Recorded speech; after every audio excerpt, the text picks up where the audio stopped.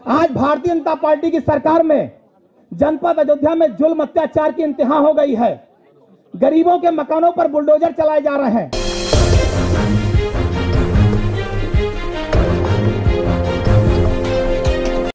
माननीय राष्ट्रीय अध्यक्ष जी, एक कारवां जो बढ़ रहा है, यह इस बात का प्रतीक है कि आज उत्तर प्रदेश की महान जनता 2022 में समाजवादी पार्टी की सरकार बनाने जा रही है। यह उत्तर प्रदेश की महान जनता आदरणीय अखिलेश यादव जी को उत्तर प्रदेश का मुख्यमंत्री देखना चाहती है। और आज ये जनता का प्यार और मोहब्बत है कि सारे दलों को छोड़कर लोग माननीय राष्ट्रीय अध्यक्ष जी में विश्वास जताते हुए आज समाजवादी पार्टी की सदस्यता ग्रहण कर रहे हैं। हम सभी का स्वागत करते हैं, अभिनंदन करते हैं जी। ये मानपाल सिंह जी के साथ में राकेश बाबू वाल्मीकि जी, देवेंद्र सिंह यादव जी, इन लोगों ने समाजवादी पार्टी की सदस्यता ग्रहण की। हम इनका भी हार्दिक स्वागत, अभिनंदन और वंदन करते हैं। अरविंद भारती जी, अब्दुल वाहिद जी, पूर्व जिला अध्यक्ष सहारनपुर से समाजवादी पार्टी की सदस्यता ग्रहण कर रहे हैं। हम आपका भी हार्दिक स्वागत और अभिनंदन करते हैं।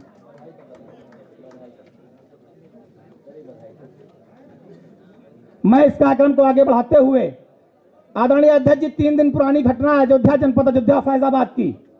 गरीब और किसान परिवार के लोग रहते हैं रामकोट अयोध्या में। फैजाबाद के जिला प्रशासन ने हजारों पुलिसकर्मियों के साथ पूरे इलाके को घेर करके इन गरीबों के 10 मकानों को बुलडोजर से गिराने का काम किया है। आज भारतीय जनता पार्टी की सरकार में जनपद अयोध्या में जुल्म अत्याचार की इंतहा हो गई है। गरीबों के मकानों पर बुलडोजर चलाए जा रहे हैं।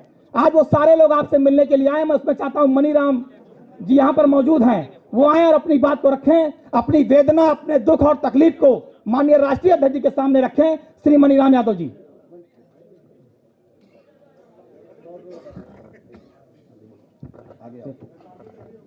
मैं मनीराम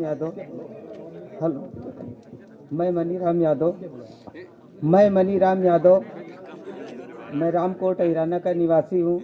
कुछ दिनों पूर्व सत्ता के कुछ अधिकारीगण आए और बोले कि आप लोग अपना अपना मकान खाली कर दीजिए, इसके बदले में आप लोगों को हम 1 बिस्सा ज़मीन और रहने मकान बनाने के लिए पैसा देंगे। और कुछ दिनों बाद आए और बोलने लगे कि आज ही आप मकान खाली करिए और अभी आधे घंटे के अंदर मकान खाली करिए। हम लोगों का 10 घर गिरा दिए और 1 भी रुपया नहीं मिला। हमारा परिवार सड़कों पे पड़ा हुआ है। हमारे बीवी बच्चे जानवर सब कुछ बिखर गया। काफ़ी सामान सब बिखरा पड़ा हुआ है। बिल्कुल हम बर्बाद हो गए हैं। उन्हीं गाय के दूध से भगवान राम लला का राज्याभिषेक भी किया जाता था। आज 3 पुश्तों से हम लोग वहाँ पर रह रहे हैं। किसी से कभी कोई शिकायत नहीं हुई। हम भी चाह रहे थे कि जब भगवान श्री राम जी का मंदिर बनेगा तो हमारे भी अच्छे दिन आएंगे। और यही अच्छे दिन आए हैं हमारे कि आज हम बिल्कुल सड़कों पे आ गए हैं। 1-1 रुपए के मोहताज हो गए हैं। बिल्कुल आत्महत्या करने के कगार पे आ गए हैं, ये मान लीजिए आप। और हम इसके आगे कुछ नहीं कहना चाहते।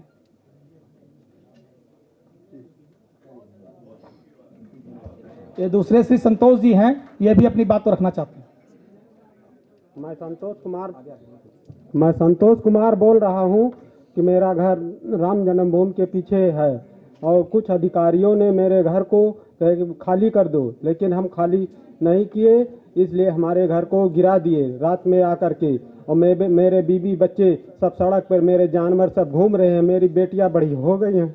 सरकार से मेरी गुजारिश है मुझे रहने के लिए मकान और ज़मीन की व्यवस्था की जाए। लोग बहुत गरीब है, मरने पर हम लोग तैयार। बताइए इस घाम में और धूप में मेरा परिवार कहाँ जाए। हम लोग बहुत गरीब है, लेकिन मेरी बातों को कोई सुनता नहीं है। मैं कहते रहा सर मेरा घर मत गिराओ, लेकिन मेरी बातों को कोई ध्यान नहीं दिया। मुझको इंसाफ चाहिए, न्याय चाहिए और मुझको कुछ नहीं चाहिए।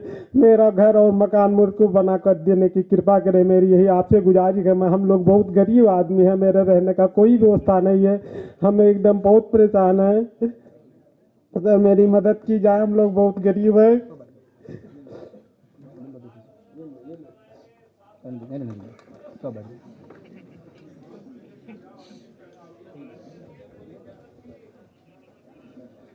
माननीय राष्ट्रीय अध्यक्ष जी, मैं मौके पर गया था और मैंने देखा भी, ये लोग 3 पीढ़ियों से लगभग 90 वर्षों से इनका परिवार वहां पर रह रहा है। और ये सारे कागज, सारी फाइल मैं लेकर आया हूं, ये किसान लेकर आए हैं। हाउस टैक्स इनका जमा होता है नगर निगम में, बिजली के बिल की रसीद इनके पास है, जितने कर नगर निगम के होने चाहिए सारे इनके पास है, राशन कार्ड इनके पास है। 90 वर्षों से ज्यादा से इनकी 3 पीढ़ियां रह रही हैं जब ये सारे तरीके के टैक्स अदा कर रहे हैं। उसके बाद जिस तरह से फैजाबाद के जिला प्रशासन ने बुलडोजर चला करके इनके घर को गिराया, एक अपाहिज बच्चा था जो बेड पर लेटा हुआ था, उसको बुलडोजर से ही ढकेल दिया। आप सोचिए कि कितनी दरिंदगी की हद है, उस अपाहिज बच्चे को बुलडोजर से ही चारपाई पर ढकेल दिया। यह भारतीय जनता पार्टी और योगी आदित्यनाथ सरकार का चरित्र है अयोध्या की धरती पर। व्यापारी आपसे मिलकर गए थे, अयोध्या में सड़क चौड़ीकरण के नाम पे व्यापारियों को उजाड़ा जा रहा है, एयरपोर्ट के नाम पर वो भी किसान आपसे मिलकर गए जिनको धमकी दिया योगी सरकार के अधिकारियों ने कि गैंगस्टर लिख देंगे, गुंगा एक्ट लिख देंगे, मुकदमे लिख देंगे, उनकी जमीन जबरदस्ती हड़पी जा रही है।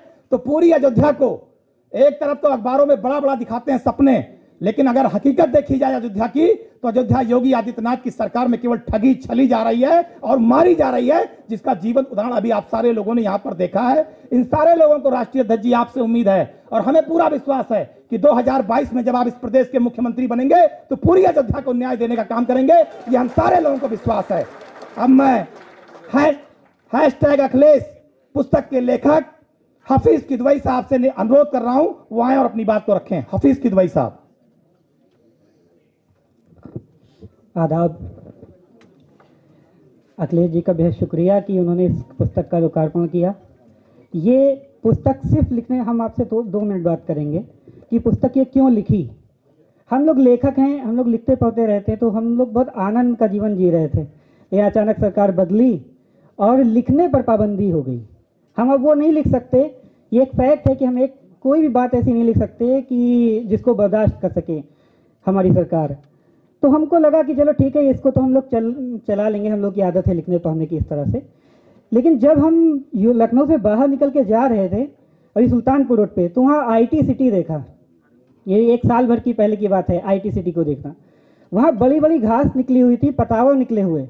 हम अपने दोस्त के साथ थे तो वहीं बैठ करके रोने लगे कि बताओ, जो शहर आईटी हब हो सकता था, जिसके लिए इतना बड़ा ख्वाब देखा गया था, आज उसको बिल्कुल नजरअंदाज कर दिया गया। वहाँ मतलब पतावा निकल आई संगमरमर को तोड़ तोड़ करके। तो एक दूरदृष्टि का जब मुख्यमंत्री होता है तो हम लोगों के लिए भी बहुत अच्छी चीज़ें होती हैं, हम लोग बहुत दूर दूर की सोच सकते हैं। उसके बाद फिर तमाम योजनाएं देखी।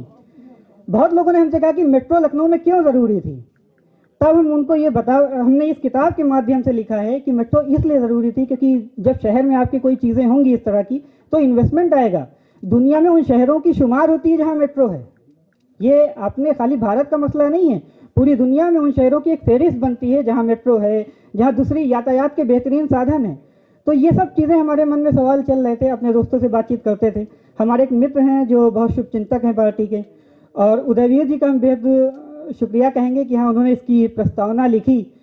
एक चीज़ हमने इस माध्यम से कह दिया है आप लोगों से कि हाँ आप इस किताब को पढ़िए ताकि आप ये बता पाइए कि जो चीज़ें बनाई गई वो सिर्फ बनाई नहीं गई हैं, उसके पीछे बहुत बड़ी दृष्टि है। जैसे लखनऊ में जनेश्वर मिश्रा पार्क या लोहिया पार्क, लखनऊ में सिर्फ पार्क नहीं है। अभी 2-3 महीने पहले ऑक्सीजन की कमी आप लोगों ने देखी होगी। ये लखनऊ के फेफड़े हैं, आप इनको खाली घूमने की नज़र से मत देखिए। ये चीज़ें एक पर्यावरण भी समझ सकता है, और हमें खुशी है कि हमें एक ऐसा मुख्यमंत्री मिला था जो पर्यावरण की इतनी गहरी समझ रखता था। साइकिल ट्रैक दिया हमको। हम इस किताब को चाहते हैं, हम बिल्कुल ये कमर्शियल यूज़ के लिए नहीं है। ये किताब हमारी अपनी क्षमता पर हमने लिखी और उसे छपवाया ताकि ये आप लोगों को हम दे सकें। उसके बाद क्योंकि अखिलेश जी का इसमें बहुत अच्छा सजेशन, महत्वपूर्ण सजेशन आया है जिसको हम अगले अंक में सुधार देंगे और उन चीज़ों को सही करके आपके सामने लाएंगे। बेहद धन्यवाद और अखिलेश जी को बेहद शुभकामनाएं कि सन 2022 में उनके मुख्यमंत्री रहते हम फिर से अपना लिखने पढ़ने का काम शुरू कर सकें। धन्यवाद। Please subscribe and don't forget to press the bell icon to get notified whenever we upload a new video.